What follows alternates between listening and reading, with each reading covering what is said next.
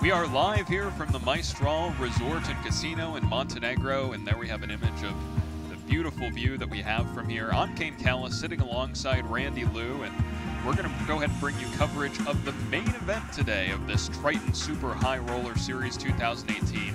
The main event is a 1 million Hong Kong dollar buy-in. We got all the best players in the world here ready to play. Randy, it's going to be an interesting day. Yeah, it's going to, what's equivalent to about 125,000 USD. And this is going to be our feature table right now. Isaac Haxton, we all know who he is. Orpin's going to be in, another player at the seat. Good luck with that last name. Xuan Tan's going to be in third player, and I think Richard Young's the fourth player at this table. So it's four-handed right now. Players are late registering for the tournament. We have Isaac Haxton in seat 1, who just took third place in event number 2. And we have Young all the way on the other side of the table, who was the winner of event number 2. Event number 2 was also a no-limit hold'em event. Event 1 was a short deck no-limit event. And now the main event here, also no-limit hold'em. Just 1 second. Sweetie. Cards here on the market. Like this? Perfect. Now it's your turn. So we're starting forehand here. This should be interesting. There should be a lot of play here. And it looks like they're using a shot clock for this tournament here.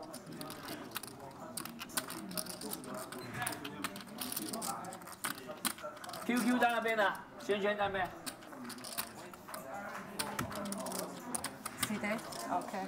So if you don't know a shot clock, I believe they get 30 seconds on every action. Right. And they should have time bank cards or time bank chips. I'm going to assume it's those funny looking ones in the back. That usually grants you another 30 seconds, I think.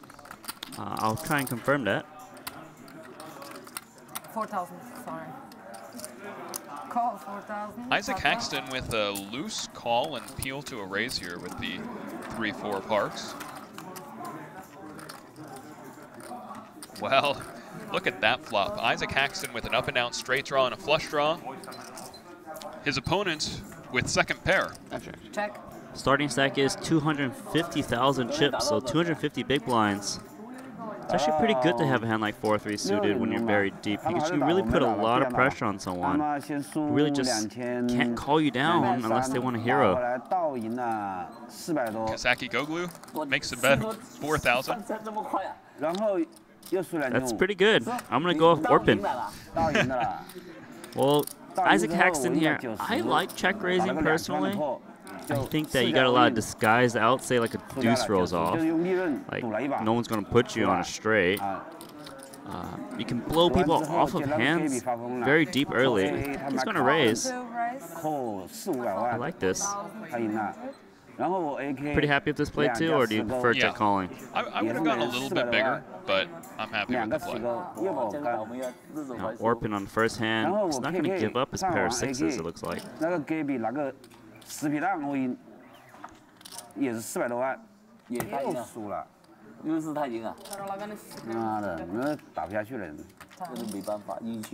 So this is a 30-second shot clock tournament. So he is going to make the call. So we won't be seeing any very long tanking in this tournament. Turn is a queen. Orpin still has the best hand. Yeah, not the turn that Isaac Haxton was looking for, but Orpin may be scared by that queen on the turn.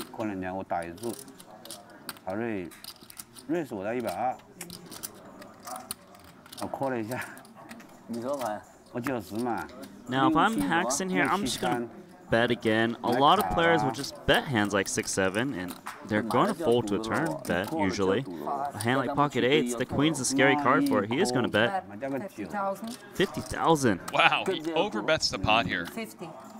I think Orpin's just going to let this hand go. It's just so early in the tournament. It's just a nice bluff to take this early, because usually your opponents, they don't want to risk all their chips on like the first hand of the session. Yeah, something notable about that hand was Isaac Haxton's sizing. Very interesting. He made his check raise sizing on the flop very, very small. And then on the turn, he overbet about 150% the size of the pot. Switching to 30 seconds. it's not gonna work out. The bigger. Because I'm miss checks and stuff. So Yeah, this block is no good. It's no good. Like after the first hand. Because if I have to reset for 30 seconds every time, it's And these go in automatically. Yeah. I believe the dealer is discussing maybe getting a different clock or something. welcome. Not sure how the clock actually works, but we've got some new players: Nietzsche, Dominic, and Stephen Chidwick. So definitely the table has gotten even tougher. I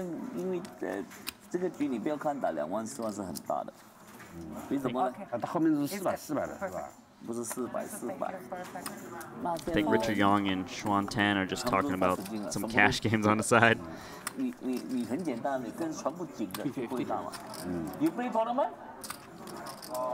Price 2,700. Fold. Isaac's raised the pot. I think maybe a little bit graphic issue for a little bit, but don't worry about that, guys. There it comes, catching up. I think Xuan Tan's actually in the big blind. A little bit graphic error. We'll fix that. Heads up. Something I like about this tournament is starting with antes already. I hate playing a tournament and then having no antes, and it's just so slow. This tournament starts with the antes. Yeah, I think a lot of tournaments just in general have been starting this trend. I think it's been a lot of feedback from the players. If you have feedback, you should always tell people because changes do happen. Isaac Haxton, Queen 10 high. Expect to see him continuation bet. There's a lot of like decent turns that give him more equity, like a jack. Of course, a queen and 10 is great. An 8. So he's gonna fire. Bet 6,000. It's near pot size bet, 80%. You know, he should be betting here. He's gonna get hands like ace 4 to fold. A lot of better hands. King 10, but no, he can't shake Xuan Tan right now. It's a good call of ace 4 high. It's a tough call. I don't think a lot of people make this call on the flop. But maybe he's got a read on Haxton. Turn is a king. This is a type of card that Haxton is looking for if he's trying to double barrel. A lot of times people continuation bet 2 over cards. So it's going to be... The problem with calling a hand like ace 4 is that if your opponent barrels a lot, you're in for some heat. Yeah, I think we're going to see Haxton fire another barrel here. I'm interested to see if Haxton is going to overbet again here on the turn, just because there's so many draws on this turn. He's going to be bluffing so frequently. Those are generally the times you want to choose a larger sizing. Well, he is going to bet. He did do a pot size bet on the flop. That's a big bet, I think. 32,000. He does overbet. Like, I didn't have Haxton down yesterday. I got him down today, Randy. Yeah, the deeper stacks. Right now, most players just kind of treat it like a cash game when you're this deep. Especially with like a limited re-entry, it kind of is like a cash game. And we got a new shot clock. That one's a lot nicer to look at. It's 30-second shot clock tournament. I think Xuan Tan is suspicious, but he's like, God, I got ace 4 high. I think Tan wouldn't fold if he had a pair. I think for him to be suspicious on the flop, you know, ace 4 high, it's pretty tense. I think we're going to have some big pots pretty early in this tournament. Well, tournament's starting out just how Isaac Haxton had envisioned it. Yeah, just bluff your way to victory.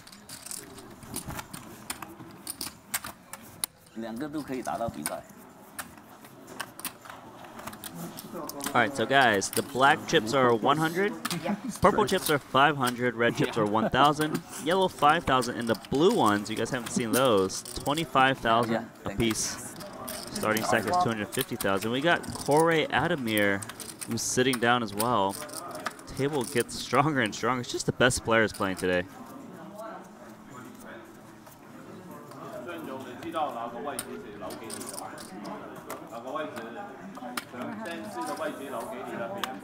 There's where you put your card.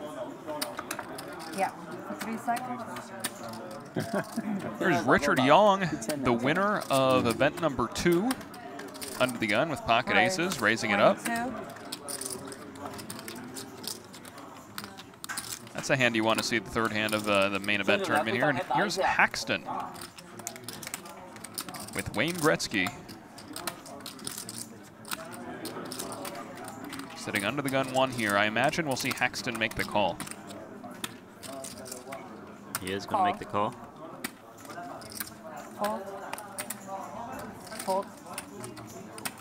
Over to Orpin on the button. The Turkish player.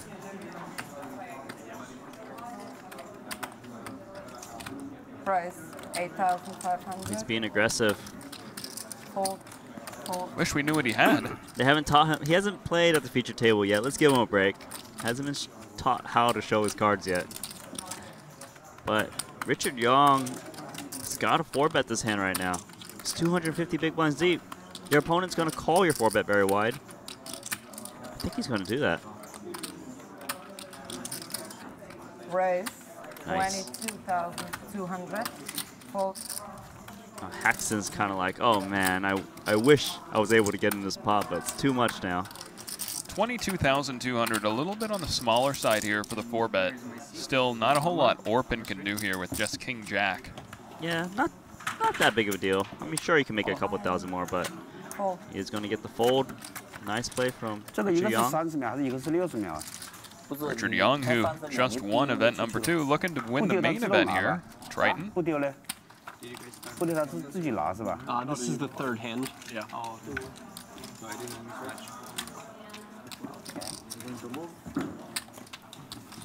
Yep.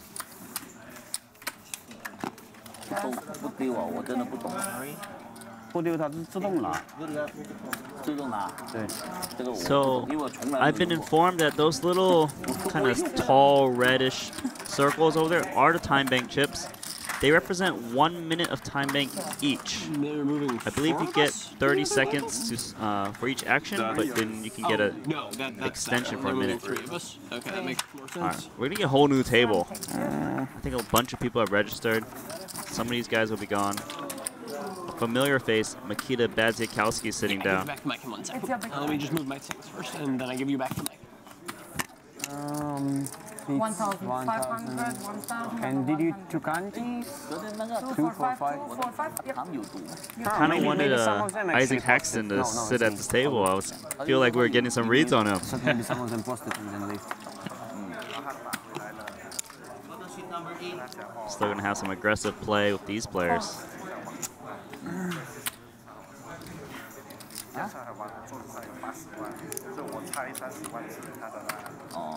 So Orpin's got 7-6 of spades. Again, he's going to give it another try here. Price 2,500. Fold. Fold.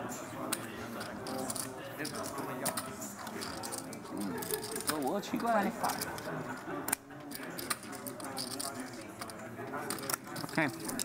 Okay. Kid's gonna go see a flop. Gamble.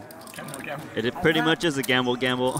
A very loose defend here with 4-3 off. Yeah, a bit marginal, but I guess it can't be terrible when you're 250 big blinds deep. So he's gonna make the check, and I kind of think he's gonna check call this flop. That's the vibe I'm getting. I think when you defend 4-3 offsuit and you flop a gut shot, it's a mandatory check call. No, I checked, right? Check. Because if you hit a 5, it's gonna be super disguised. 4,000 bet. 4,000. If your opponents are c-betting like any hand on this flop, what's going to happen with 7-6 suited, it's going to be an auto check on the turn. I can't imagine he's going to bet the turn on any card. So Makita is going to go check, and then you can just bet the river and scoop this pot. So the out of position float, Call. very strong play if your opponent continuation bets too much. Turns a pair of 4s, has a little club draw, has a little straight draw, but like I told you, Orpin's got 7 high, no clubs. He's just gonna check this. He can prove me wrong now if you like. I think it'll be a very ambitious bluff. I'm not sure who the action's on right now. I feel like it's on Badziakowski waiting for the 30-second timer to click down. 5. 15,000. Oh wow, he actually just leads pot. He thinks he's bluffing, but he actually has the best hand. Fold. Interesting lead there by Badziakowski. I guess what he's thinking is his opponent raised an early position. He's going to have a lot of pocket pairs above his pair, plus perhaps a pair of queens, perhaps a pair of aces that he could get his opponent off by the river if he were to fire turn and river. Let's call it with a club. Allegedly, it was with a club. And in case it was without a clubs, then it was a randomizer by 10% of the betting. And you misread your hand, maybe. Of course. Maybe I just forgotten, you know, and say fuck it and decided I have a club. And you know, played it as a hand with a club. But Dominic overfolds. Let's run it. Yeah. It was an exploit. Yeah.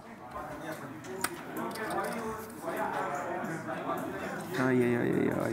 Uy, uy, uy, uy, uy. Ay, ay, ay, ay. Small one. So high. Is it? So little on this table. Yeah. Raise. Tan raising up the ace-8 offsuit, cutoff.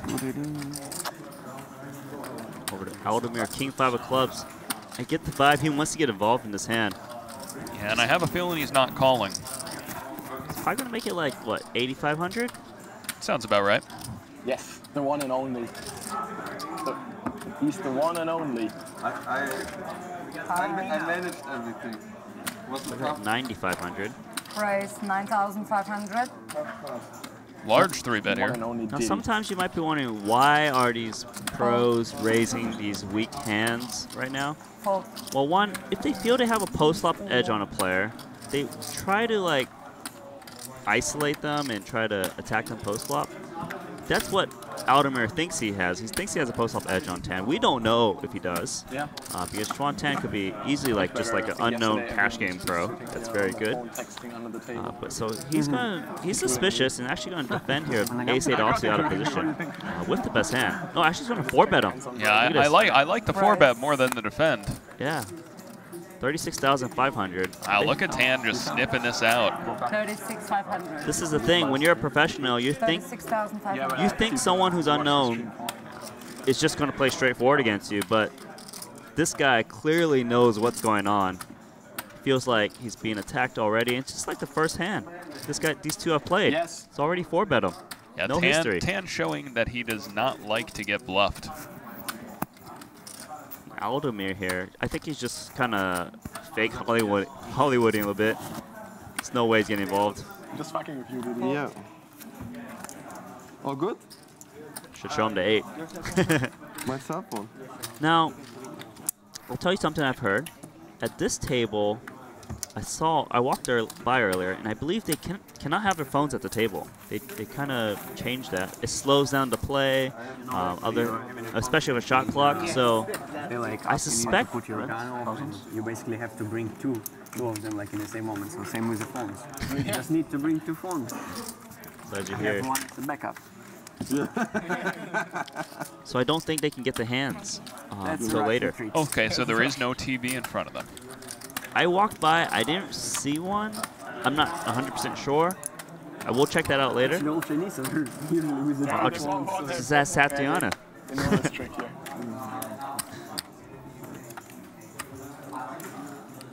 Doesn't Phil Ivy have like 4 phones or something? I saw it.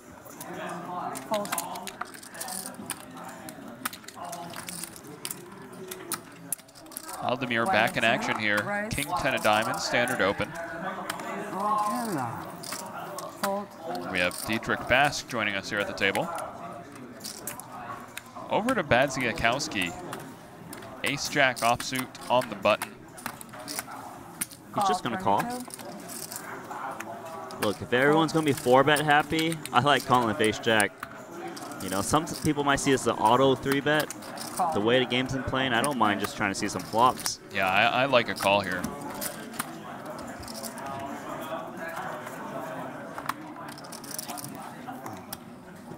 Tag.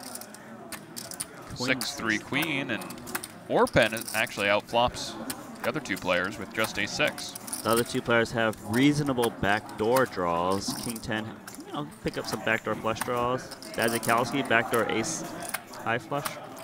Ace-high flush draw. But Orpen with Ace-6. Does Aldemir check? He does check. Badzikowski. I've seen Badzikowski fire these spots before. Some people might just auto check here, but he's a better. It's a small bet. 2,500.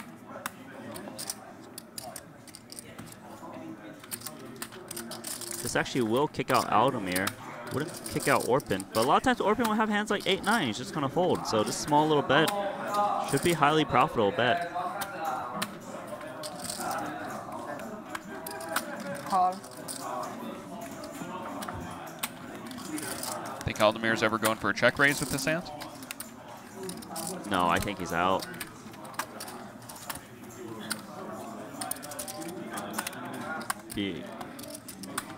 I think if he wanted to be aggressive, don't you? I feel like he would have just continuation bet, but is he? Maybe he is thinking about check raising. Be a very strong play, trying to represent a set. No, he's gonna fold. Fold. That's up. So Badzikowski needs to hit a jack or some bluff his opponent off this hand. Well, imagine if you were King 10 of diamonds. Has no saffron, or why it's less than the people here?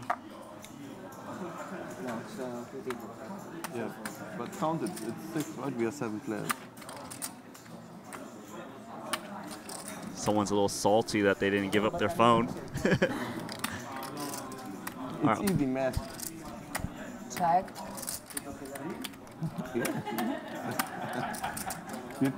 So Badzikowski gets a turn card that's not a very good card to barrel. I think he's going to check. Yep. Huh? So media too. Did you check? Check.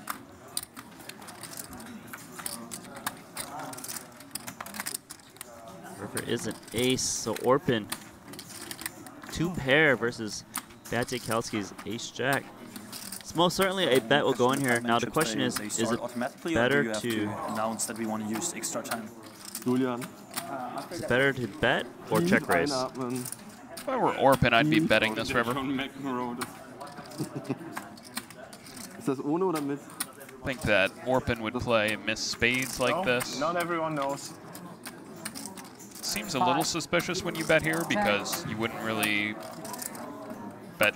I guess you'd bet some combos of queens. 1 minute. 1 minute, but we have to announce it. Oh, you have to announce? Okay. But he does check over to Badzikowski. Badzikowski's certainly going to go for value here. Sometimes your hand is dead. Little does he know, his opponent is river 2 pair. I asked him whether everyone knows, and apparently I think he suspects Orpin has a queen a lot, so he's going to try and either size to make a queen call, or he's going to bet big to try to represent. He's trying to move that off the hand. That's kind of a normal size, 8,000. Should make sure that everyone knows. Yeah, this is different everywhere. They didn't know. I would love to see Orpin check raise here. Just seems so unlikely he's behind here. Usually ace queen will just bet the turn. A set will just bet the turn. What is he afraid of? 7-5 would have bet the turn. Deuce 5 would have bet the turn. I think he just has to check raise. It just seems like a no-brainer. Try to make it look like you're turning your hand into a bluff and try to get hero called. So he is going to do that. Price 30,000. Why? Nice raise by Orpin there. 30,000.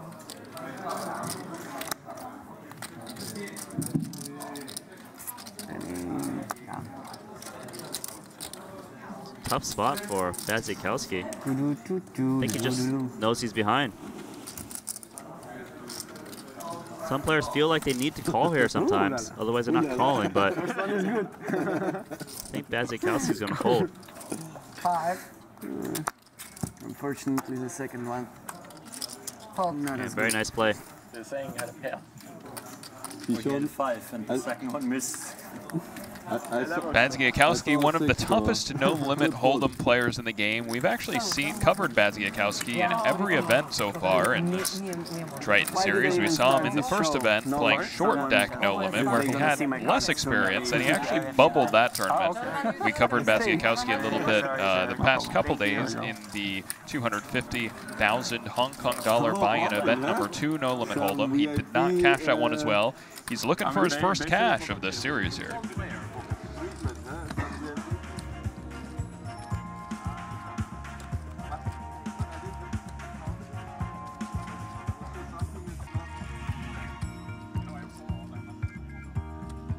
here the chip counts for the main event, the Super High Roller Series. As we can see, all the players pretty similar stacks as play just started.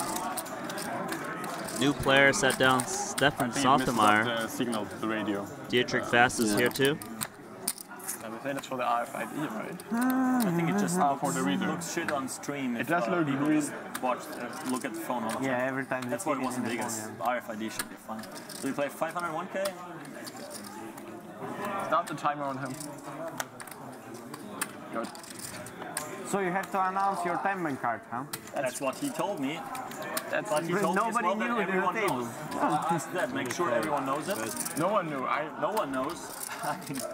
So what they're referring to is I that think they will change it because everyone will be fine with the automatic one.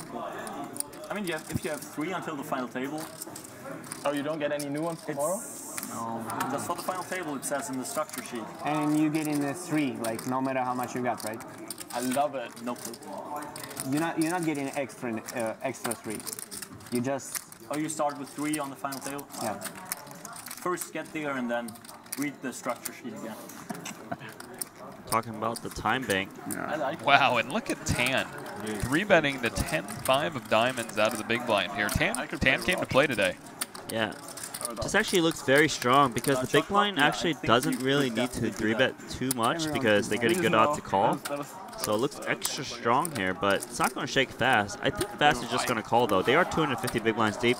It's not looking to get in 250 big blinds right now. I think it's a safer play. Good, but also when you're on the late stage of tournament, it's definitely nice to start like soft hand for hand or something. He sat there on the minute for 5 minutes. Queen 6-6, a dry board. I imagine we're going to see Tan continuation bet here. Players that much benefits to be just playing slow. Tan only has 1% equity to win the pot, though. Like, let's say 8 players left or something, you know, like 2 4-handed tables. Like it really matters. Like one table could play like twice amount of hands easy. That's why you need shot clocks. Or soft hand for hand. Wow, Tan checks. Maybe he's a little bit suspicious. Going for a delayed continuation bet. Once he checks this flop, though, it's going to be a bit hard for him to win it. I think if you're fast here, usually you just check it back and play the turn. And that's what he does. Hoodie, is it? Prince and Ace, actually a great card for Tan. You hear 1/3 about them? Yeah, this board is getting worse for Fast Sand. I think Tan needs to bet here. If you're going to 3-bet 10-5 high, you need to put a barrel in at one point. He is going to make it. Try to represent the ace-king. It's the real guys. Google it yourself. Oh, 6,000. I don't have a phone. You could Google it if you still had yours. But This bet usually should work. It is a bit of a smaller bet, so Fast might make a call. If Tan bet like 10K, Did you get I think advice Fast from a fold. If I'm fast here, there's no way I'm folding the 1/3 pot. Yep. Same star? One of the how disadvantages do you like it? I betting noticed small. the style, you know. Can still see you smiling, you know. Can see it in your eyes that you're smiling. I will start taking my hands like my cards like that. Put sometimes 2 and sometimes 3. If it's a good hand, some more to protect it. Hide. Wow, Fast does let it go, and Tan takes it down with 10-5 suited. Yes, I hope we get this guy. So far, this table has been all Tan. Pretty tight fold there by Dietrich Fast on the turn. Will be automatically put in play by the dealer once the initial 30 seconds is making a decision and So you said automatically this time? Yeah. Okay. Oh no. That's better. and also your gala dinner will happen after level 4. Also good. He's got a new player sitting At down. exactly 7:40. Once again, guys, after level 4, you have a scheduled dinner break at exactly 7:40. It's going to be a gala dinner at 7:40 for the players here. Phil Ivey. Oh my God. Everyone keeps asking, can we watch Phil Ivey play? Can we watch Phil Ivey play? Now you can watch Phil Ivey play some no limit hold'em. Now there's been a small rule change. So when you're shot clock of 30 seconds ticks down to 0 seconds, you will automatically be using your 1 minute time bank, if you don't fold your hand in time. Before they were saying that you had to throw it in or let them know, but now it's just automatic. I think it's a lot better rule, a lot simpler. So that's what the TD was saying. Nikita joked about it. He's doing it. Having 2 phones. No, I said I said it's 4. Did you say? I said he has 4. Who has 4? Nikita? Orpen c-betting his nothing, his queen high. Aldemir, I believe we'll see him call here for such a small size. No, he doesn't. He lets it go. Would you have peeled that flop, Randy?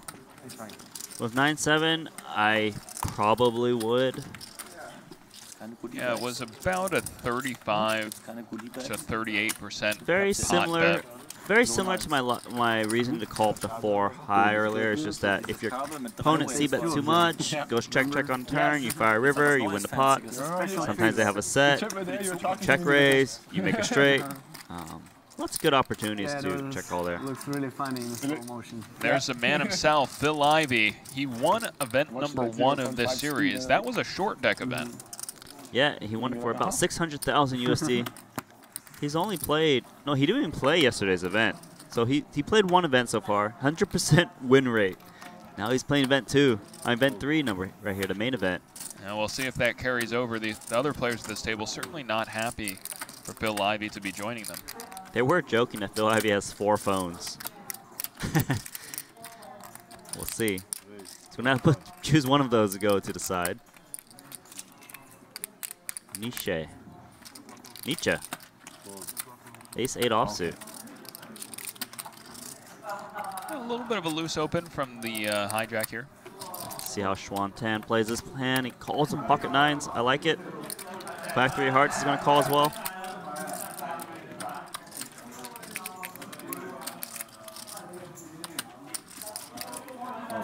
This is day 1 of the main event. It's a 3-day event, I believe. 1 hour levels.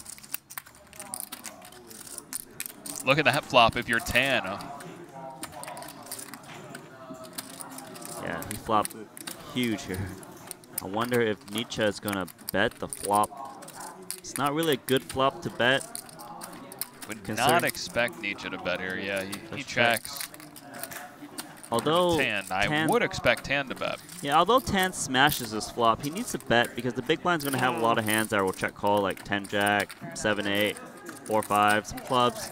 You want to give someone an opportunity to check raise you for you to get a lot of chips in.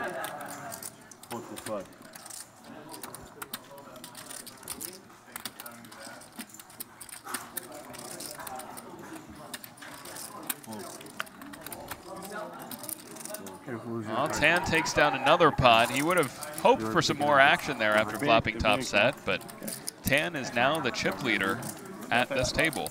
I play that well. but I would guess it more likely I saw something black. That wasn't a club, a spade. Almost 50% chance. I think the other card was red. Okay, also right. You see my cards from over there? Yeah. Fuck. You played like Indiana poker. You know Indiana poker? Yeah.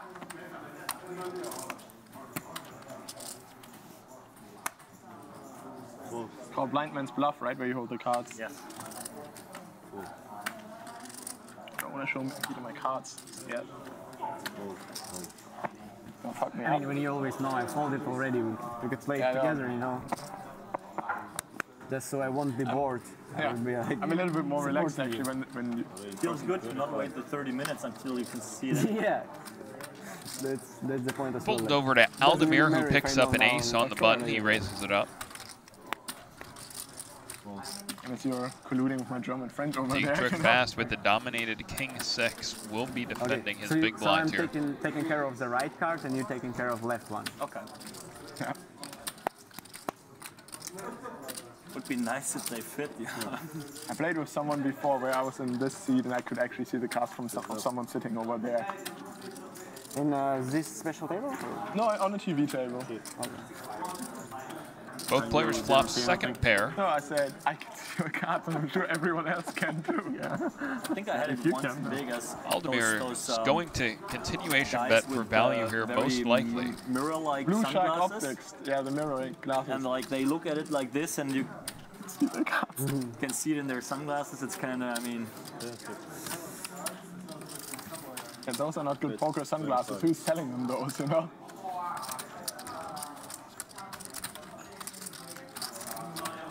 You know, it's like Frenza online. He played 500 hyper, 300 hyper sit and goes, stuff like that. Frenzu? Yeah. From? He was the guy, like my first deep run. And I mean, I was not too legit back then, so I've seen it, I guess, twice or something and made 6 bluff catch. Players talking about being able to view other people's hole cards through their sunglasses. As Fast makes a raise here. Really interesting raise. What do you think's going through his head, Randy? This is definitely not a common raise. I don't really like it that much, but I guess you just want to take control of the hand. One of the reasons I don't like it that much is that unless you're trying to like make some heroic bluff, like on turn and river, I find that say you check call, the turn's a king. It's a great card. It's actually a really good card for your opponent to multi-barrel, so you can really like pick up a lot of chips this way as well. But he's going to take the initiative, and now he's in a funny spot. He didn't even get a better hand to fold just now, which wasn't even top pair. Now he's got an ace, which he thinks is a good card to keep bluffing. Well, but Randy, I think that Fast was going for value with his flop check raise there. He was facing a pretty small c-bet, and I think kind of his logic was he wants to protect the equity of his hand. Sure. Of course, there's a size at which you are more likely to want to raise here. For example, if your opponent bets 1 big blind into a 20 big blind pot, more likely makes to sense raise, yes. to go for a raise with the king-6 here. So I think that Fast was kind of taking that into account. That's why Fast's size was kind of small. So I think he was actually going for value against a wide button opening range. I think if we would have seen Fast play this pot against, say, the hijack or mid position, I think we would have seen him check call. I will say what happens is that say you check raise and you actually get resistance by the call. Now you're faced with all these tricky spots. You don't know if you're getting value from 7-8 and 8-9, and now he's actually I don't think 7-8 or 8-9 would ever fold the flop, or even 7-9. So then now you're playing a guessing game. I find you're just making the pot really hard to play. Right. For that reason, I think we're going to see Fast continue to call here on the turn, even though he has 0% equity in this pot. Right, so if he just folds, so he does fold. It makes more sense to check raise, like you said, if it was for value and he check calls the turn. But here it's just like not really sure, right? It just seems a little, just kind of major life difficult for kind of no reason. Yeah, I think if I had check raise a flop, I probably would have felt compelled to call that turn. But either way, Corey Aldemir chipping up. About 5 big blinds below a starting stack. This tournament starts very deep. Players start with 250 big blinds. Do you have any luck in scoop? I saw your screen name. I think in the 25 or something. Aldemir always has it. As we can see, the only player at the table with more chips than he started with, Xuan Tan. Yeah, Xuan Tan actually impressing me right away. Unknown player from China, but actually playing pretty good. 3 times. He's just showing that I'm not going to be bullied at this table. And actually the players might actually leave him alone a bit. $1 million. Randy, we got a lot of really good players at this table. We got Xuan Tan, who's definitely mixing it up. Who are you going to take here? I'm picking Phil Ivey. Phil Ivey's your pick. I feel like he just came back to play some tournaments. He's won the first one he played. Everyone's rooting for Phil Ivey, I'm sure, in the chat. I'm going to pick Phil Ivey. Oh, they cut our dinner break in 1 hour and a half. Well, you got. What's your pick at this table? I don't know. I've been owned so many times by Badziakowski that I'm going to have to pick Badziakowski here. Badziakowski is a really good pick. I really like the way he plays. He has a lot more experience with long deck no limit hold'em than he does with short deck. So I really, really like Badziakowski's game. high expectations for this. I feel like everyone watching the stream wants Phil Ivey to win. I'm a momentum player. Well, he certainly has momentum, and Ivey has done it very, very many times, especially in live tournament poker, as Sotomayor picks up ace-5 offsuit, raises it up. Phil Ivey in the big blind, 8-5 of diamonds. Zero chance he folds. Yeah, he already called so fast. Flops bottom pair. Sotomayor flops bottom pair as well. Kind of one of those spots where one bet's going to go in, and it's going to check, check, check, check, check, unless someone improves. Now, you notice all these kind of like European professionals, just all continuation betting really small. Seems to be a new trend in the game. Something I like about Phil Ivey's play is he doesn't tank unnecessarily. He kind of makes his decisions right away. We saw... Yeah, he plays very fast. Yeah, we saw Isaac Haxton the other day kind of being very deliberate, taking a lot of time on his decisions. Ivey not like that at all. Just... Yeah, that's why they introduced the shot clock, actually. It's because of players who play slow.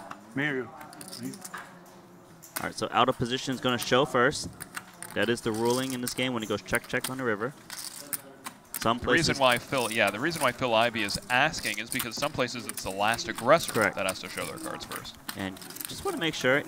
Usually, you just want to show the least, show your hand the least amount as you can, right? Because why give extra information if you don't have to?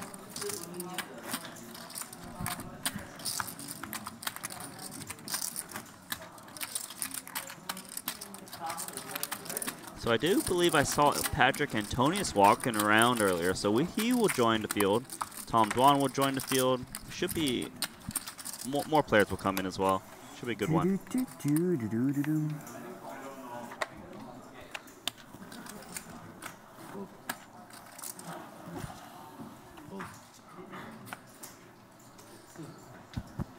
So over to Sotomayor. Dietrich Fast with King 8 suited here on the button. Do we King think 7 suited. King 7, sorry. He's definitely going to raise this one up.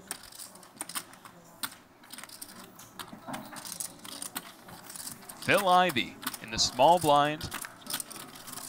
Queen Jack of clubs. He raises it up. 10,500. Aggressive play right away.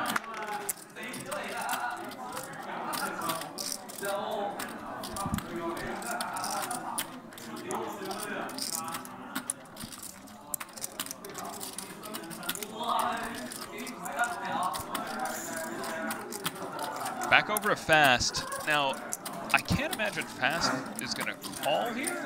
Oh, he does. He makes a call. A kind of loose call here with King 7 of hearts. He must think that Phil Ivey's getting out of line.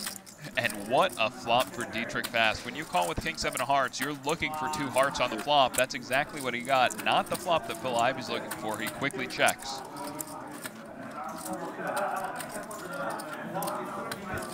This is a pretty loose defend here by Dietrich Fast. I would have expected him to either 4-bet or fold this hand. And Fast checks back. A lot of players may have chosen to bet this flop here, and Phil Ivey catches up on the turn, hits a queen. Ivey, though, continuing to check with 2 flush draws out here on the board. Ivey does not want to bet and get raised and get blown off his hands. He continues to check. It's dicey waters this deep stacked out of position in No Limit Hold'em.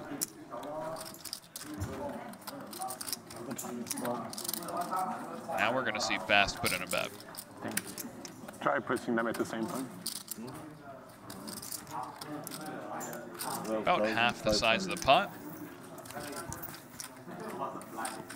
Or turn it off. And off and on again, obviously. Cool. Ivey calls. River card is a jack, so 2 pair for Phil Ivey. Just king high for Dietrich Fast. I imagine that Fast is thinking, I need to bluff at this pot.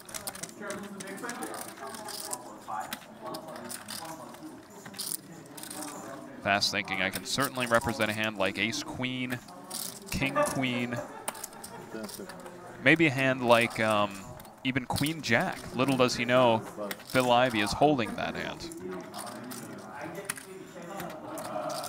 17,500. 17,500 is the bet.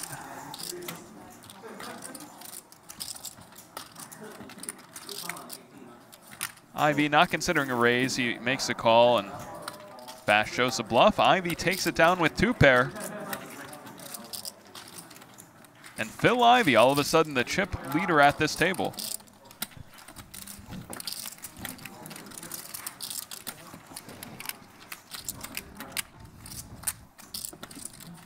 This is why I picked Phil Ivey, man. Just wins chips. Would you have played that hand the same way as Phil Ivey? He 3-bet pre-flop out of the small blind, then he checked the 9-5-4 with a flush draw on the flop. He didn't have any hearts. I think that's standard. But then when the turn comes a queen, a lot of players may choose to bet that turn to protect their hand. Ivey chose to check. What are your thoughts on that? I kind of like it. I think when he checks the flop and turn, it kind of looks like he's got like ace-king high, right? So a lot of your opponents will actually just bet the queen a lot. The queen is actually very favorable for the guy who calls the 3-bet, like king-queen, ace-queen, queen-jack. So, you know, try to represent that hand. That's why you actually saw Fast bet again on the river and trying to represent a queen. And Phil was able to kind of induce bets there. Open raises king-jack, and look at Tan calling under the gun 1, 3-4 of diamonds. That's an ambitious call. It's a loose call, but when you're 250 big blinds deep, it's not going to be as big of a mistake. I would definitely never call here with like 30 or 40 big blinds. 250 big blinds, like, it's loose, but, you know, he's kind of aggressive post-flop, so he could probably win a lot more pots than just trying to flop hands. Well, Ivey comes along with 7-8 of diamonds, and Nietzsche calls the big blinds.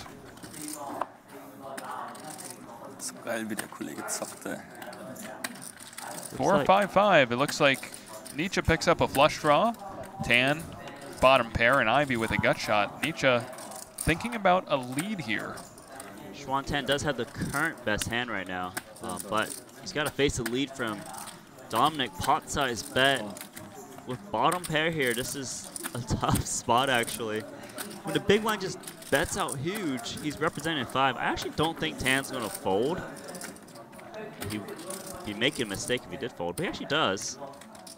Playing a bit safe, and Ivey's going to let go of his 2 overs and an inside straight draw. Nice pot from Dominic there. So I got to be honest, I haven't really done too much work on developing my leading ranges there. Sure.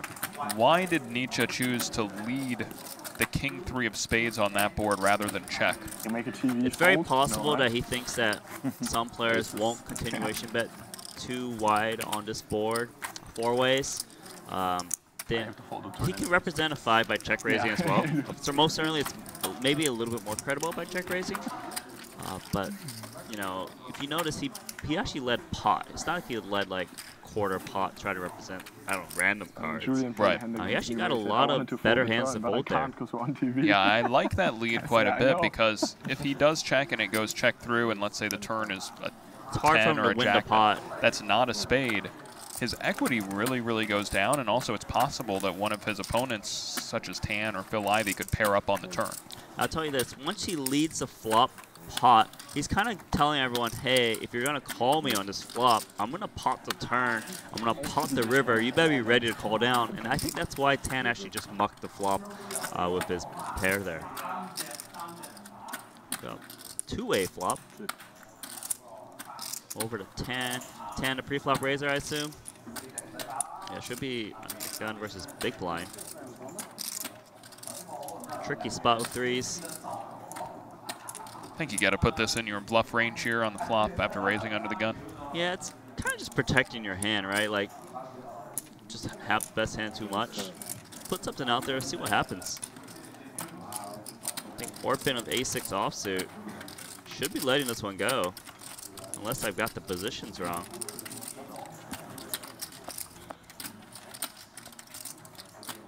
4-pin's got this, like, oh, he's going to check call with ace-6 high. Do you like this call, or do you think it's a bit loose? Seems loose to me. Yeah, that's a very loose call. really disrespecting Xuan Tan right now. But Tan's playing excellent.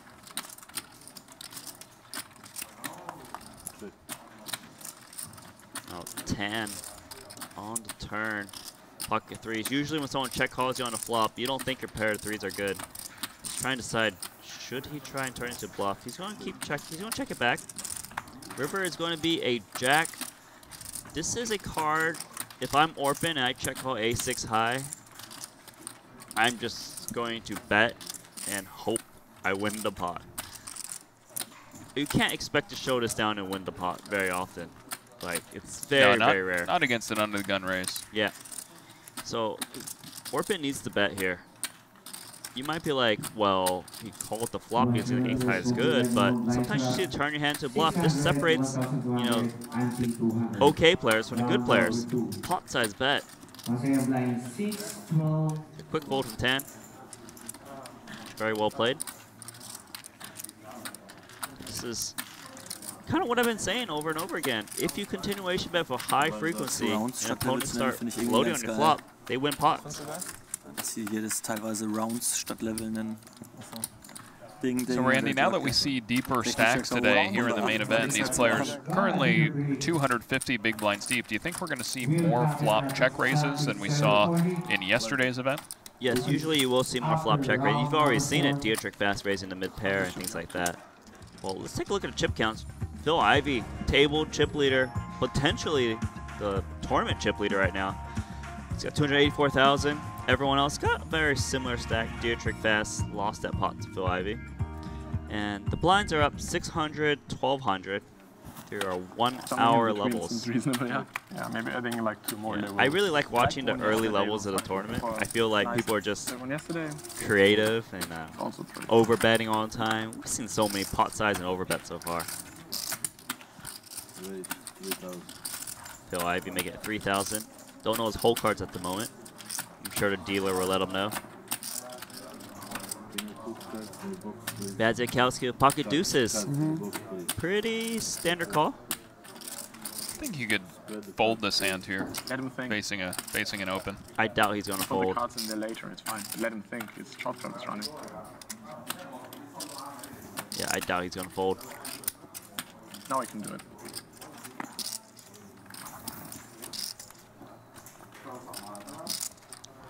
Orpin, ace king, he's been a very aggressive player so far.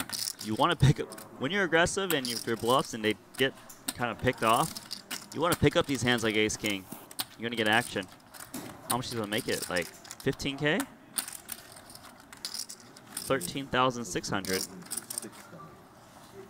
Got to go with big sizing when you're deeper. Back over to Ivy with a mystery hand.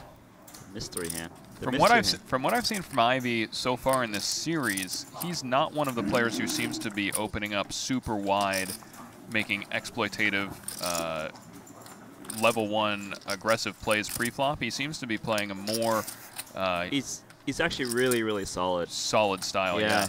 And he loves to play post-flop. I think rightfully so. He plays very well post-flop. He always seems to know where he's at. Back over to Bad Zakowski, who makes the call here. It's actually a tricky spot for ace king if he doesn't flop well. Big pot brewing on the feature table. 9-10 queen. I like Phil Ivy's hand. I like Phil Ivy's hand too, but he could have like pocket fives. Now Orpin, this is actually a really tricky spot for ace king. What do you usually think is the standard play here?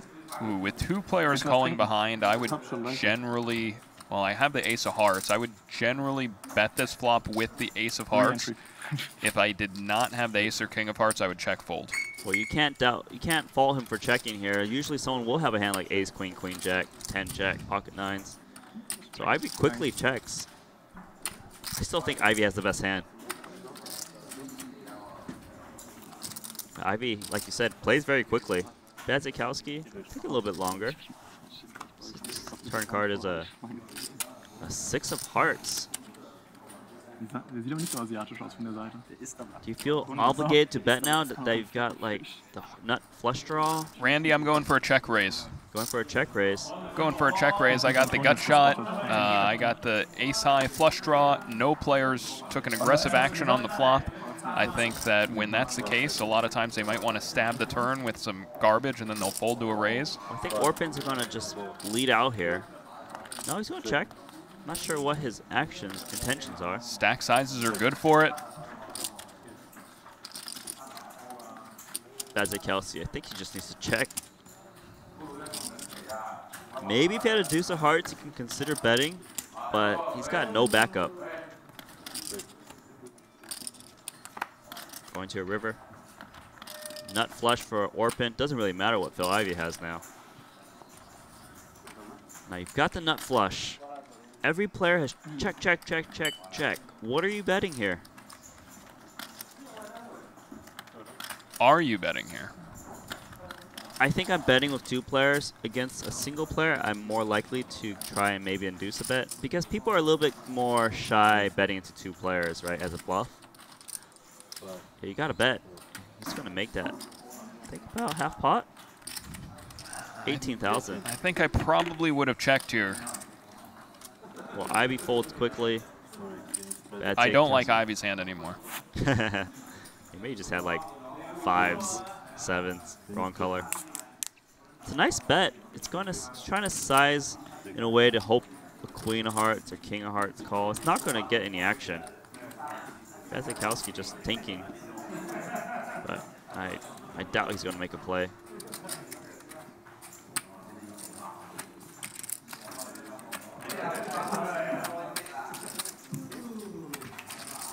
So Orpin wins with ace-king there.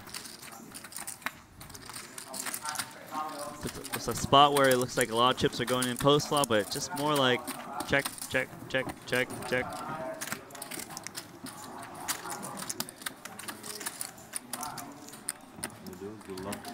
Thank you.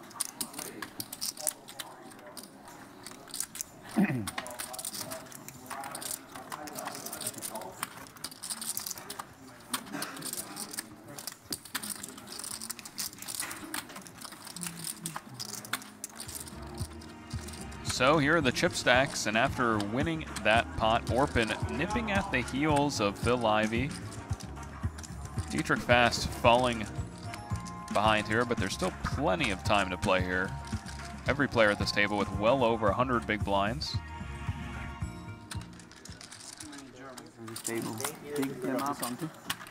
Main event here, a very good structure. You get your money's worth for your $1,000,000 Hong Kong buy-in main event entry ticket here. Comes out to about 125,000 US dollars. Good luck. See you later. All right, so Sothenmeyer and Corey Aldemir is being moved to another table. I believe that's because more players are entering the tournament, so there should be about 3 tables now.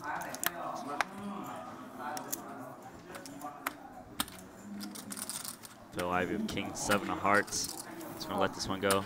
So he is solid because some people at this table would open his hand. I think Nietzsche would open his hand for sure. So, but I like folding king 7. Price 3,000. King queen suited. It's gonna see a flop here. Call. Schwantan, let's go. Dietrich Fast, the short stack at this table. He's gonna fold as well.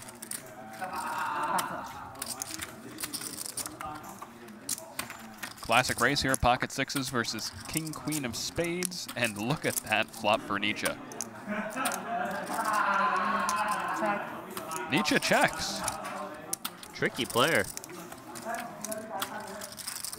I actually think this will bait Orpin to bet the flop a lot. A lot of times people just check fold this flop with like, you know, ace 10, ace jack, 10 jack type hands. So it is going to bait him. Bet 7,000. It's a big bet too. Nietzsche may want to check more hands on this flop than on other flops because it favors the range of the caller. Does Dominic check raise here? No, I think we'll see him. I think we'll see him check call. Why do I get the vibe he wants to check raise though? He's looking at this big pot-sized bet. I think he's going to check raise. It's not going to be effective. He is going to check raise. Wow. 27,000. 27. Maybe if you saw Orpin bet like 3,000, he might just check call. Yeah, I don't know about this raise. I mean, why is the raise good? Well, the raise is good. Let's say a 7 rolls off on the turn, or a 4 or a 9. These are all obviously action-killing cards. They're cards that Nietzsche does not want to see. But the reason I'm not the biggest fan of the raise on that flop is because what does Nietzsche really, how many combos does he have to do that with on a bluff? I guess he could do it with all of his 9 X's. No, actually just he also shuts out his opponent from continuing to bluff on future streets. Yeah, it's an interesting check raise. I guess maybe he's just hoping his opponent doesn't believe him and just like kind of gets sticky. They also are very, very deep, so Nietzsche is hoping in his mind, he's hoping to go for as much value as possible, to get in as many chips as possible when you have such a strong hand. A lot of times when you're a cash game player or just like a tournament player early in the tournament, when you flop big hands, you're usually thinking, how is it possible for me to get 250,000 chips in here? And in order to do that, you just have to go for a check raise at some point. Doesn't mean it's the best way to play the hand, but almost everyone's always thinking, okay, is there a way I can get full stacks in? Price 27. Tan here, King 9 offsuit. Just gonna take up some chips.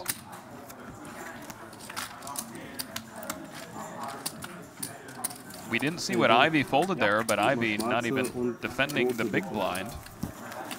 Sticking with his tight, aggressive style. Xuan Tan still above a starting stack here. Let's hope for it. We've already seen some fireworks from Tan.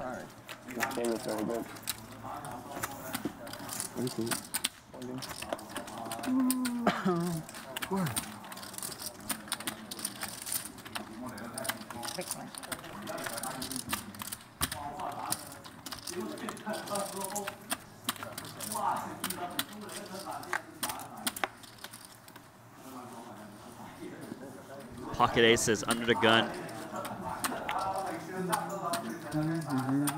Yeah, he's just humming to himself. He's so excited. That's a tell. Next time you hear that hum under the gun from Dominic. Why raise you? Yep. Raise everyone. Just can't. No, first position, raise everyone.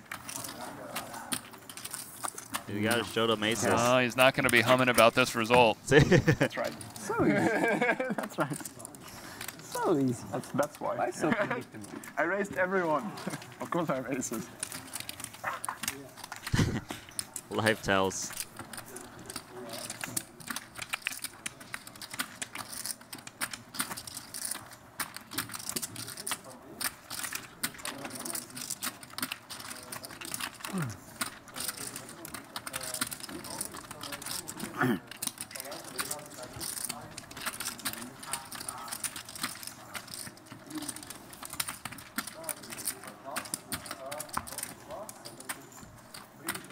By the way, I just folded the queen.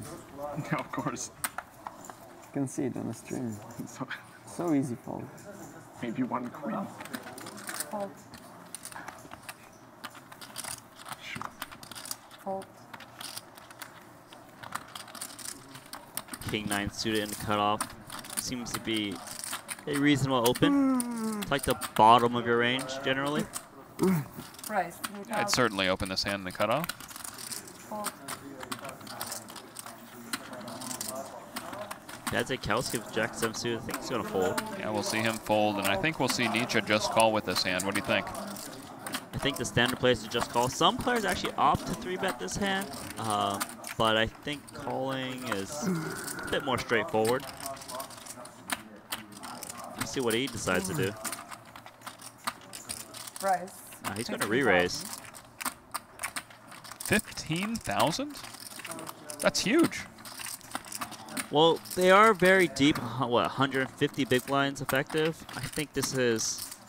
Randy, that's 5x. It's much more common in a cash game to see like 5x these days. 4x be a little bit more normal, I would say. In this deep stack style. This would never happen later in tournaments. It's going to get a call still. Wow. Fast. Maybe Nietzsche knows something about Fast's game. Where Fast likes to peel in position. He does with the King 9 suited. I'm actually not too surprised he 3-bet that big, actually. But anyways, Dominic's got 2 overs, backdoor flush draw, dry board from his point of view. I like betting here. You're going to get a lot of better hands to fold. You know, like King Queen's going to fold. Ace Queen and Ace Jack reasonably will fold decent amount of time. I would like to see him bet. There's a lot of good turn cards for him. Oh yeah, you got a couple of fun backdoors as well. But he's not going to expect Dietrich Fast to call his 3-bet King 9 suited. He's got top pair, second top kicker. Now, yes, he's got the best hand, and some of you guys might be thinking, well, just raise. Don't let him catch up. No, it's just, you should play safe. Just call. Something to keep in mind is, say you turn 2 pair of King 9. Your opponent's going to represent the king to try to have Ace King when they're bluffing. Sometimes they actually do have Ace King, and then you'll stack them. So calling is generally the better way to play this hand in position. He is going to make the call. Call.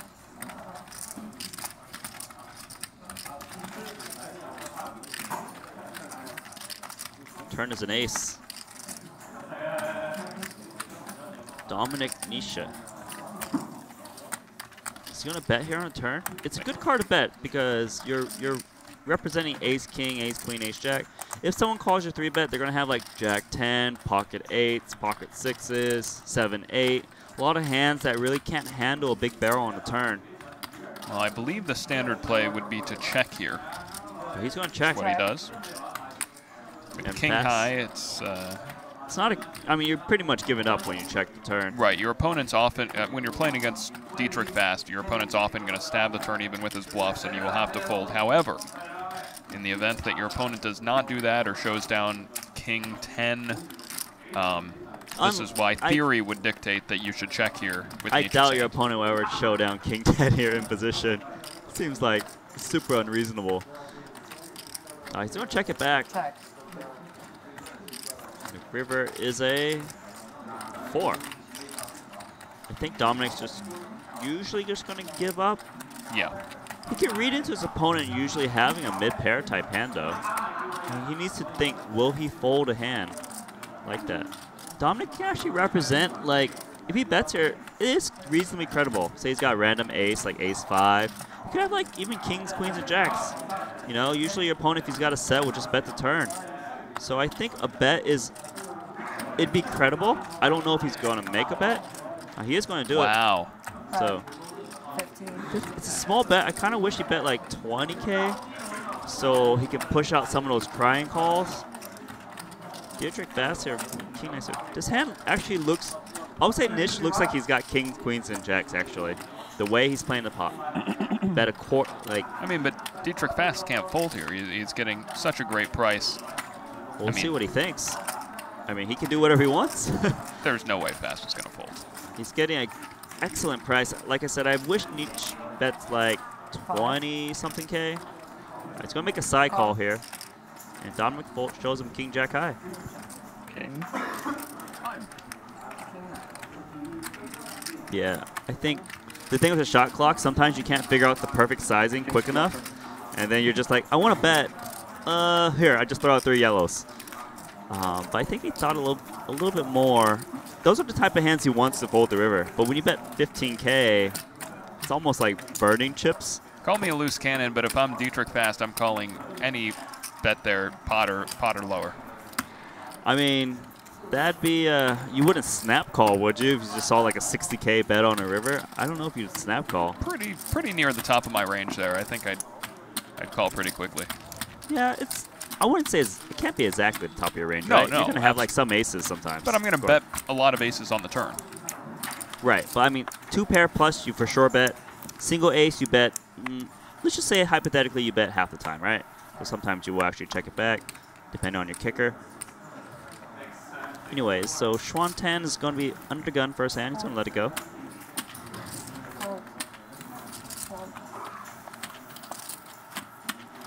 Phil Ivey yawning again. Price 3,000. Padziakowski on the button. Queen 7 offsuit. This is a standard raise with antes. It's a standard fold without antes. And now we got Nietzsche in the small blind. After having just lost a pot, all we know is he has the 6 of spades. He's thinking about it, and he's putting out calling chips. I'm going to assume there's another 6 under there. What do you think?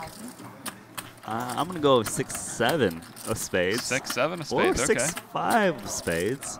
3,000? 3,000, yeah. Well, let's see. There's so many cards. Could we create ace-6 of spades? Sakakagalu comes along in the big blind.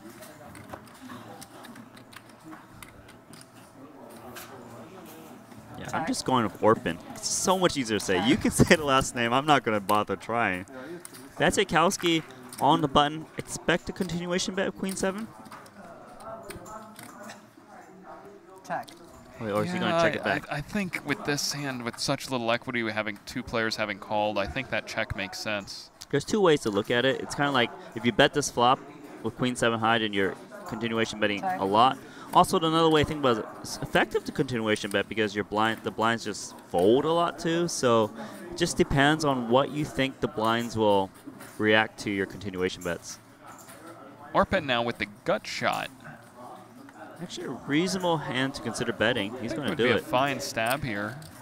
Bet 7,000. That's what he does, and I think we can rule out 5-6 from Nietzsche because I think he would have led the turn with that hand. He does quickly fold, which means he likely had pocket 6s, 6-7 suited, or perhaps ace-6 suited.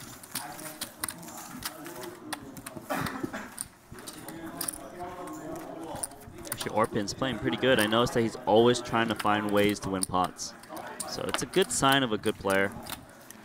Yeah, for those of you tuning in, if you want to work on your No Limit Hold'em tournament game, this is the table to watch. So many talented players.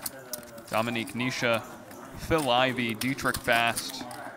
Some of the best players in the world all competing to be the next Triton Poker Super High Roller Montenegro champion. Last year's champion was John Juanda. Previous year, Daniel Jungleman Cates. We saw Cates come in 2nd place in the opening event here in this series.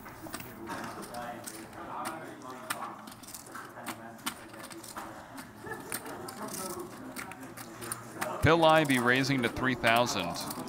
We don't know his cards though. Price 10,000. Vatsiakowski 3-betting him. There appears to be some sort of issue with the card reader right now, so this should be fun. We're going to have to guess these hands. You guys can play along at home. I think we should call the floor over. Can you guys put your cards correctly on the card reader?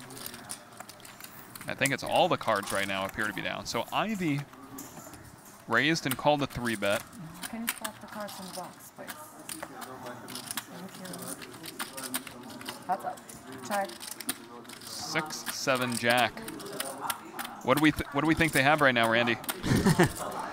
Well, I think one of them has pocket jacks, another one has pocket 7s, and one of them will be eliminated. It better be Vatsiakowski with the jacks because he's my guy and Ivy's your guy. Well, let's see. This is a 3-raise pot. Who's the 3-better? Vatsiakowski is the 3-better. He bets 13,000 here. And quick fold from Ivy. And he takes it down. I'm going to say Vatsiakowski had ace-king. That's my read. It's very possible. I mean, he could have aces. He could have... No, he didn't have aces. 10 high. It's a lot of hands. No, he didn't have 10 high. He's got ace-king specifically. You think he's crazy enough to 3-bet Phil Ivey with 10 high? He had ace-king. Yeah, actually, I kind of do. I kind of do. All right, you got me there. So again, guys, those little red circular tall chips are time bank chips. They're worth 1 minute of time bank each. So it looks like everyone gets 3 of them when they enter the tournament. Then they get 3 during the final table. Pretty boring hand, no? I think it just played itself. I think they're talking about hole cards. So actually the more or less TDs and dealers are very good at telling the players that they must show their cards. So, you know, I think there's been instances in other streams where people don't show their cards and they get regulated over here.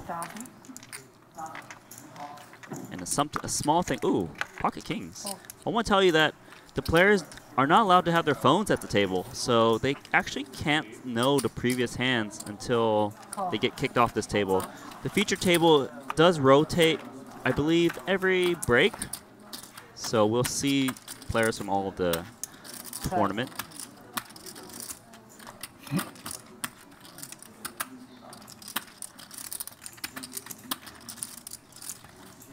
Schwantan, I believe, picked up an inside straight draw. I think the board is King 10-7. Does that sound? No, that's not King 10-7. I'm not sure if I think this graphic might be incorrect. I think Tan folded. Okay. And I think it's heads up between Fast and Kasakik Goglu.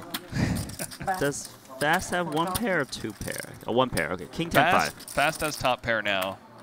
And Orpen, I don't know. What do you think, Randy? When you raise pocket kings, that flop comes, how are you feeling? Feeling great. You just got to bet. Some people, they think, oh, I got top set. Let's just check, check, check, check.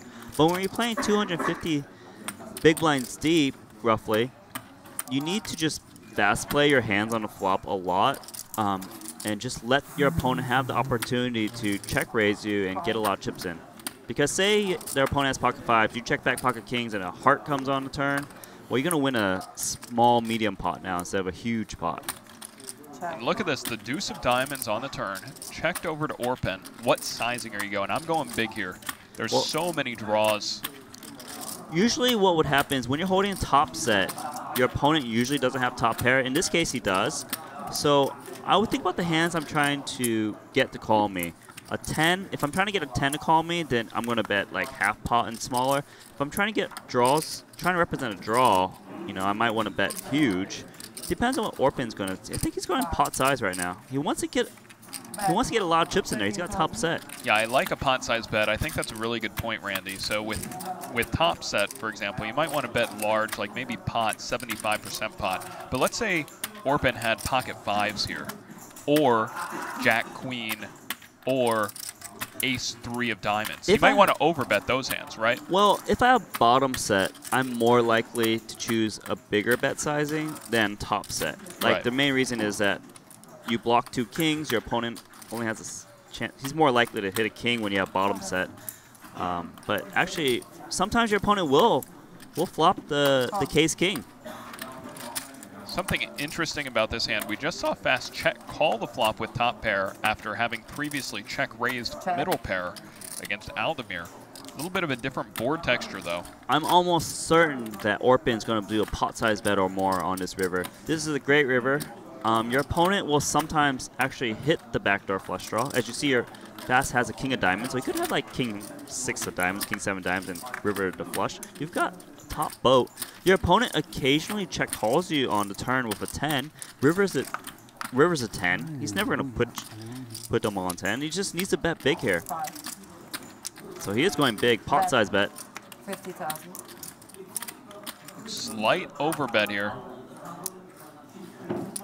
And now Fast thinking, I got top pair here. Orpen is not betting a 10 on every street like this. And I also have a diamond in my hand. So it's unlikely he has a flush. Oh, Fast. This is a shot clock tournament. He might. I think we'll see Fast make a call here. Well, he's reaching for calling chips. I would be calling. Does make the call. He does make the call. He'll get the bad news. Very well played by Orpen and Fast, who had chipped down earlier in the tournament, then won a good pot against Dominique Nisha. Now he's back down to the short stack at this table. Still plenty of time to play, though. Something to keep in mind is that, yes, you can use blockers on when to call people and things like that, but do keep in mind, people are allowed to flop well on the flop. They are allowed to flop top sets and things like that, so blockers do help to kind of make those tweener decisions on like whether it's close or not. But Dietrich Fast actually didn't use that much time on that call, kind of like 10 seconds or so. Yeah, I think it was a pretty standard, a pretty good call by Dietrich Fast. He got unlucky that time, but you know, without a lot of information about Orpen, you might expect him to fire 3 barrels there with Jack Queen. You might expect him to have hands like Ace 4 and Ace 3 that turned a wheel. You might expect him to have missed hearts as well, so there are plenty of bluff combos that didn't get there that Fast was hoping to see. Unfortunately, this time he didn't see them.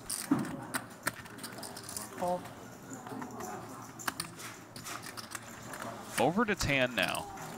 I think from what we've seen from Tan, we're not going to see him fold the 7-8 of spades. Xuan Tan, I think, is thinking about what size he wants to 3-bet here. If he's going to stay consistent, it'll be 10,500. Xuan Tan. 5 seconds. Look, I like the way this guy's playing. He's an unknown player, just really pushing the opponents around. 12,500, large 3-bet size. Tan continuing to chip up.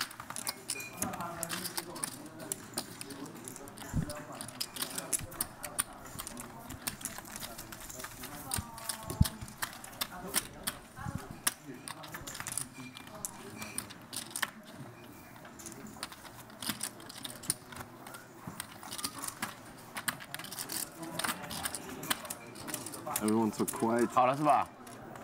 没有，为什么？ I stay short when you're not gonna be serious. Why? Oh, big blind, please. 是现在没有还是 You have a flush against them? 晚一点会有是吧？ No. Full house blocker I had a full house blocker basically, yeah. 哦， and a flush blocker 这 too. 个有什么吃的？ Small blind. And the flush blocker. Too many blockers.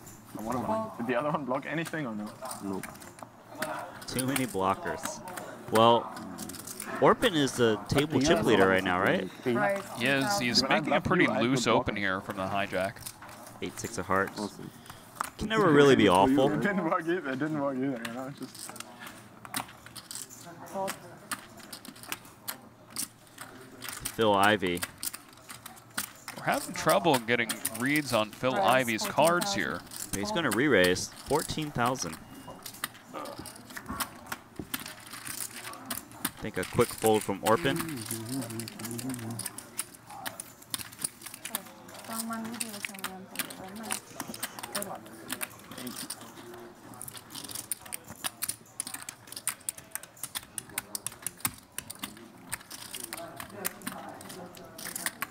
Nikita, So never we'll posting anti-blind. Yeah. we'll be posting, not posting, we'll be playing 7 levels today, just for reference. Here's the chip counts at this featured table. Short stack is Dietrich Fast, but not really a short stack. Just lost 100,000 with 250,000 starting stack. 132 big blinds, still a lot of room to play. Xuan Tan, the Chinese player, playing pretty good.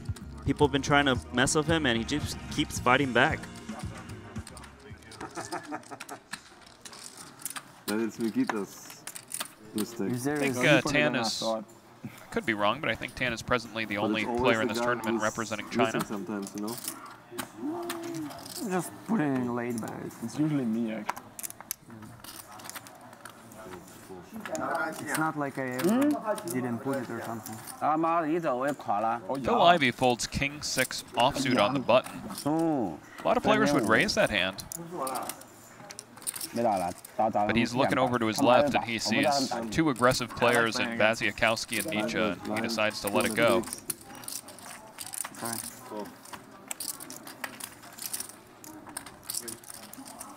Vaziakowski calls the small blind. I think we should see some checks, right? There we go.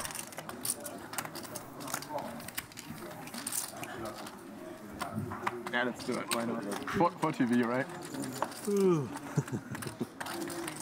Both players flopping nothing. I'm scared that you can get reads. I was twitching in this 200 big blind deep limp pot. I think sometimes Vaziakowski bets the flop, but he checks.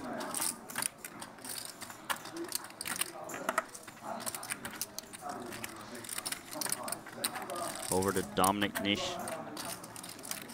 He's going to check as well. Seems like whoever's going to stab at it first is going to win this one. Over to Vaziakowski. I don't think we're going to see Vaziakowski stab here on this board. Well, he's always going to try to look for ways to win pots when he can. He doesn't have anything, but he might think his opponent doesn't have anything either. This is a limp pot. The big blind can literally have any 2 cards. He could have 9-3 offsuit that beats his 8 high. So he might feel like he wants to throw a bet out there. The problem is that if his opponent has nothing with either a 10 or a queen, it's very likely he's going to continue here. Well, I don't know. We'll see if Nish calls. It's just got queen high. And Badzikowski betting against this very wide big blind range. But Dominic makes a great call, queen high. Yeah, I think Nietzsche definitely has to call there with queen high in the gut shot. Well, the river is a 3. 2 excellent players going at it right now. Badzikowski needs to decide what his opponent will check the back to flop with, call a turn bet to decide what hands he can move his opponent off of.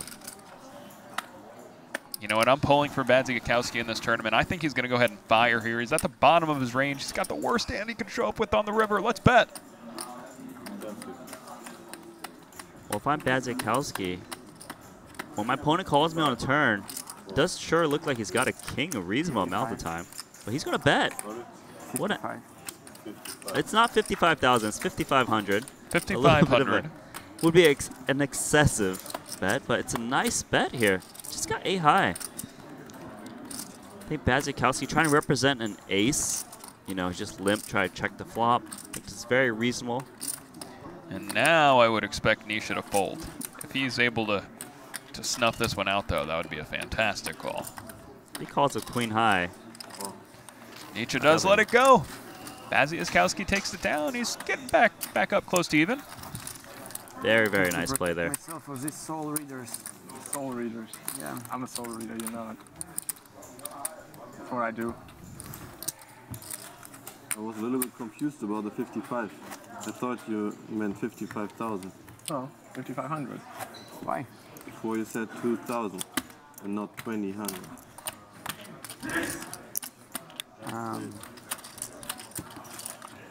I don't see how that's related. Like, the ruling is when you, when the number you're announcing, like, smaller than, if the number you're announcing is smaller than a pot, then it goes by, like, how to explain it? Like, if the pot is 20K and you're announcing 25, then it means 2,500. Yeah. And if the pot is 30K, then it means 25,000. Yeah. That's the ruling on the poker style. Like, I'm not sure if that's well, he's trying really the ruling. Dietrich's fast trying to regulate Makita, but Makita's like, I know the rules. Yeah, 6, 7, then.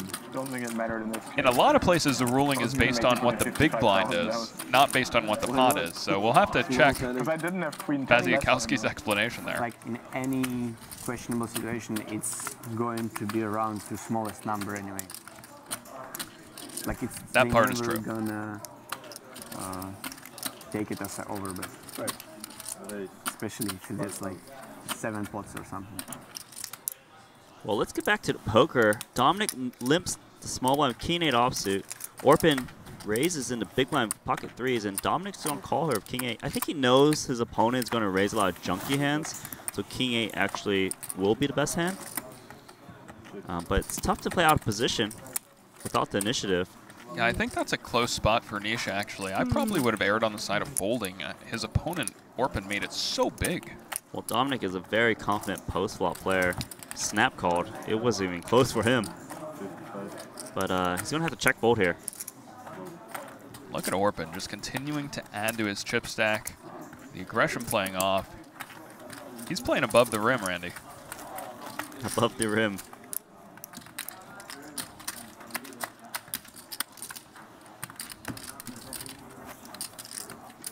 I'm not getting too much people for this one, huh?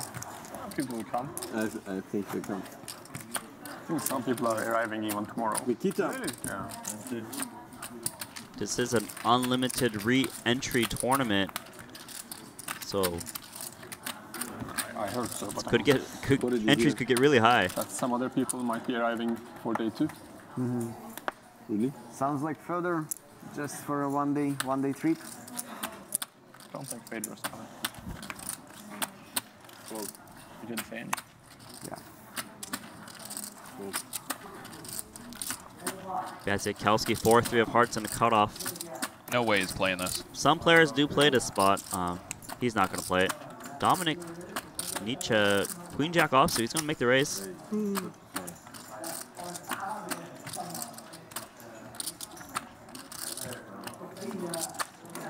Orpin with ace-8 offsuit. Thinking about getting out of line here. Little does he know that Tan has aces in the big blinds. It's folded over to Tan. Tan doesn't even know yet. Let's see. Let's see how he reacts here. Tan's going to re-raise to what? 13, 14,000? He's been making it pretty large in general. I'd expect him to go 15,000. I think 15,000 makes more sense. Actually, Dominic's actually raised the button quite large here. So he's going to make it, it's like 14,000. 12.5? 12,000. About 10 big blinds seems reasonable. I think Dominic's are going to call here. Yeah, Nietzsche's not folding. Expecting his opponent here. Just thinks he's going to call with worse. 80,000. Should be a snap call by Tan. I guess that's thin. Occasionally he's thinking about, well, do I just shove all in for his last 56,000? Randy, that's thin. Yeah, I don't like this play. I think you're up against aces, kings, and queens a reasonable amount of time. I mean, Tan could even have ace-jack. Yeah, he could. I think Dominic just thinks Tan's going to call super loose. Tan could have jack-10. I think Tan is thinking about folding. I don't think he's going to, but I think... He's doing his time bank chip, so... Yeah, he's not thinking about raising all in here. He's sincerely thinking about folding, and that shows you how thin this value bet is. When his opponent is thinking about folding pocket aces, I mean, he's not going to fold. I was thinking about it. To be fair, Dominic's hand does look like a set. It's not a set, though. It looks like 3s and 5s and 10s. So that's why Tan's actually thinking about this pot. I don't think he's going to fold, though. Does Dominic Nietzsche think he's value betting or bluffing, Randy? Oh, he definitely thinks he's value betting. He thinks he's value betting, but he might be bluffing? No, he definitely thinks he's value betting. I know, but if his opponent's considering folding pocket aces, then he might be bluffing. Yeah, but he thinks he's value betting. That's the problem. Wow, he lets go of the pocket aces. Did he fold? Yeah, he did fold. Tan folded. He just really thought, wow, show him a card. Shows him the queen. Now Xuan Tan definitely knows he had the best hand. Nietzsche shows Nietzsche shows a queen. So doesn't that mean that Nietzsche thought he was bluffing?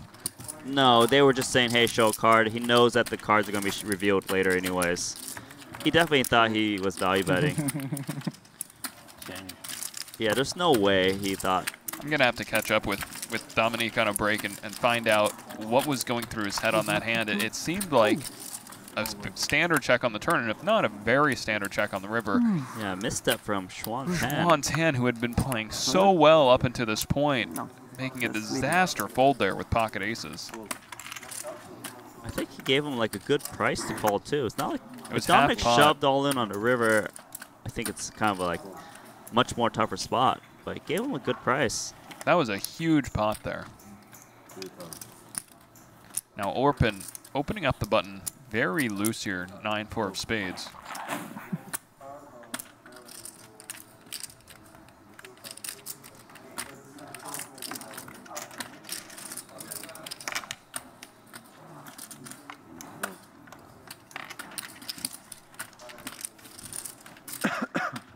Tan defends his small blind with the dominating ace-4. These two players going heads up.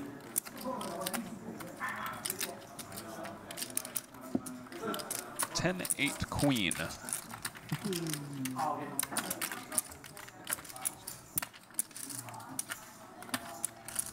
I could see Orpin either betting or checking here. I think I would check against a small blind defending range. He does. Card's an ace, so now Tan way out in front, but he continues to check. I think Orpin might consider a bet now. Just feels like he needs to put in one bet at some point with 9 high. So he is going to put in a bet. 6,000. It's not going to shake Tan.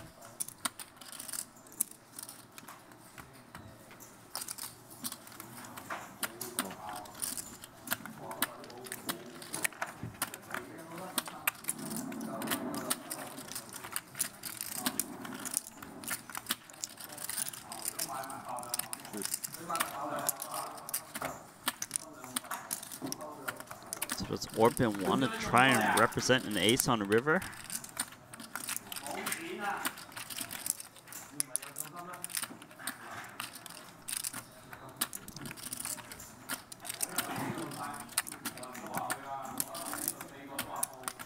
He is going to go for it. 11,000 is a half pot bet. He's targeting hands like 10 jack, you know, queen jack, like these kind of like middling hands. That's why I only bet half pot. I mean, it's going to get called here. Yeah, nice call. And it's going to see the good news. Wins that pot ace 4.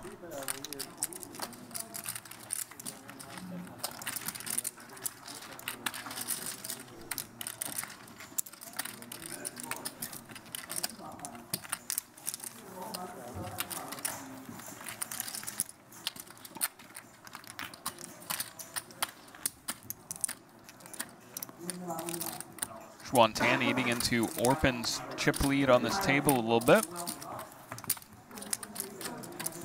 After having just lost a huge percentage of his chip stack in that hand against Dominique Nisha with pocket aces.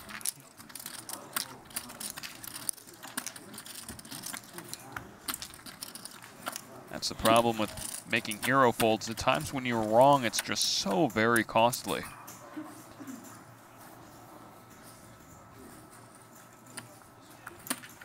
And we're now playing 6-handed at the featured table. Bandziakowski, ace-king under the gun. Bandziakowski, a famed online no-limit hold'em cash game player. His online name handle is Fish2013.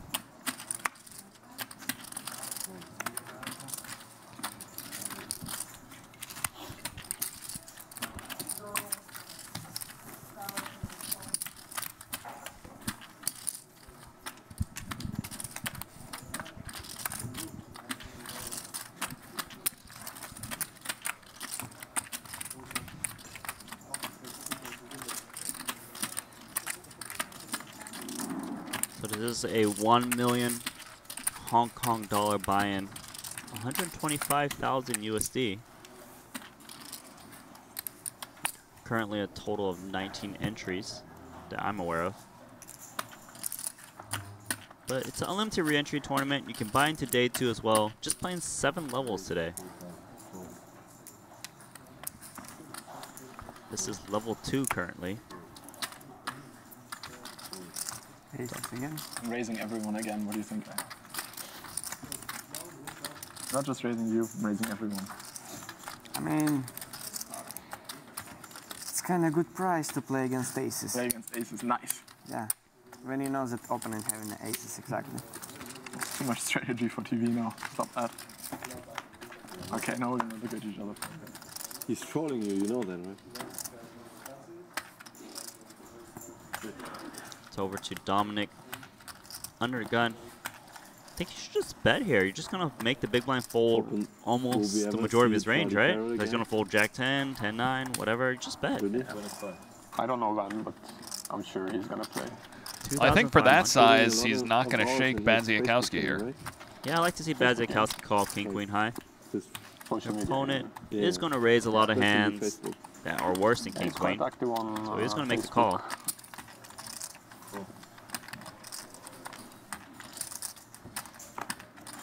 So he's not retired. Turn is a 3, gives Dominic you would say yes. a flush draw. It's always interesting when you have a flush draw on a board that either has 2 pair or trips, because when your opponent does have a full house, of course your flush draw doesn't matter. In this instance, though, Bandziakowski has a lot of hands that are not full houses. I kind of like Dominic's bet here. I'll just use the flush draw as more of a semi-bluff against ace-high type hands. So he's going to pot-size bet here. I think he's quite good for... Because he's not trying to hit the flush, but in case he does get hero called by like ace-5 or like ace-10, ace-jack, ace-queen on turn, he can hit a flush and just check back the river and just win the pot that way too. It's kind of weird card. Yeah, I like the bet as well. Diamonds on a 3 or something, like you're trying to count the number and there is 5. Yeah. Weird. So Dominic it's always like that, no? wins that pot. It's what? I think so. No. And we always have 2 extra under the... Maybe never paid attention. You never pay attention. Pay your ante and your small one, please. It's too early. It's too early. I'm waiting for a moment. It started 3 hours later something. He's waiting for the eye contact.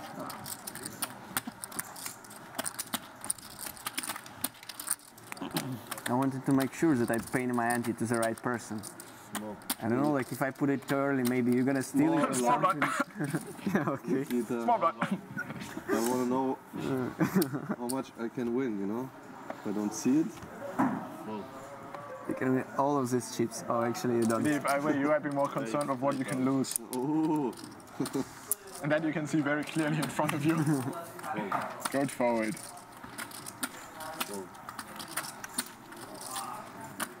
Sorry. Some needles flying across this table.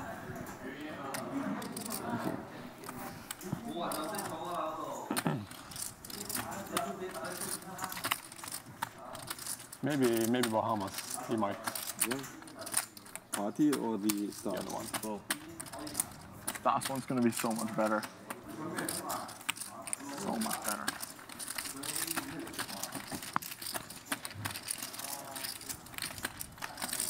Ziakowski flats a small blind. Queen Jack. I will go most likely. Tan flops pretty well here. 10 million guaranteed. Something to win there. I think Tan is going to bet and take this one. It must be, because it's a freeze out zone. Yeah, Party poker is just unlimited re-entry, man. Yeah, that's quite bad. Yeah. I mean, single re-entry, okay, maybe, but... Tan takes it down. Yeah, I think it's actually not a good idea for party. And Randy, I think when Tan goes back and looks at that ace's hand, even though he'll be disappointed about it, he can't be too disappointed because I'm hearing murmurings that Xuan Tan is currently the big winner in the big short bet cash game that's been running. I mean, this might be a small game for him right now. Yeah, I mean, when a poker star is making such a huge thing, you just have to give up on this one and try to get in the points. They don't want to give up. They don't believe in giving up. I mean, they believe in big numbers. They do. But they do believe in big numbers. It's way more important having good numbers, not the biggest numbers, but make it just a one re-entry. If everyone is firing 5 bullets, well. You know, I agree, because that's pretty much what I said as well. What do you say? You know, I agree with this because I said that too. You're breaking your player pool if you.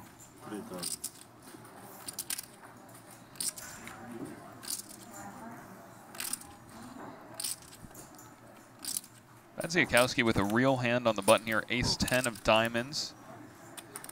Nietzsche calling king-10 in the small blind. Seems reasonable. I mean, your opponent is going to be raising pretty wide.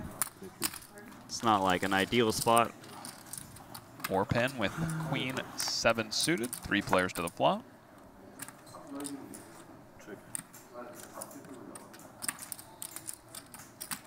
Orpen's going to check as well. Ziakowski with top pair, 10 kicker. Do you just bet or do you check back here? Ziakowski, I'm going to put out a bet on this board. 25. I like the bet. Generally speaking, you're going to continuation bluff here a lot, so you need to have some aces when you continuation bet. Otherwise, you're too open book. So Dominic folds his hand. I think Orpen's thinking about potentially floating the flop or check raising. He's going to float, try to represent an ace. He can also represent a 9 this way as well. So he's hoping it goes check on the turn and he just fires a small bet on the river, takes this pot down. Interesting float. But actually, he's got 0% chance to win this pot. He thinks the diamond is good. It'd be a disaster when our diamond rolls off. Ziakowski in an interesting spot on whether he should bet or not on turn. But maybe Orpen's going to lead? It'd be a very weird lead. Wouldn't really like it. Yeah, that would be strange. But sometimes when you turn outs you don't expect to hit, you just feel obligated to make a play at it, and I think that's what Orpen's doing right now. 7,500, about half the pot. Well, you don't like it, but Ziakowski is going to like it.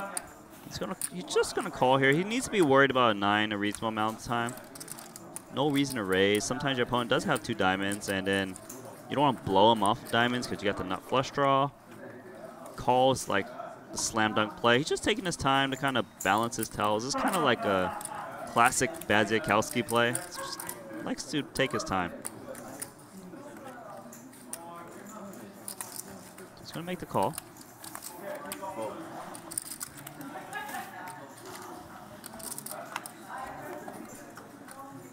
River is a 6. So Badziakowski in an interesting spot. If Orpin decides to bet. If Orpin wants to win the pot, he needs to bet like 35,000 right now. And it might not win the pot, but he needs to try and represent a 9. The line is very interesting. Check call lead. You would think if you had a 9, you would just check raise the flop, right? Why would you check called and lead a 9? It seems very weird, but he's going to go for a pot size bet, 25K. It's not going to work. I think Badziakowski's going to think about this as well. It's like, well, if you had a 9, wouldn't you just check raise the flop?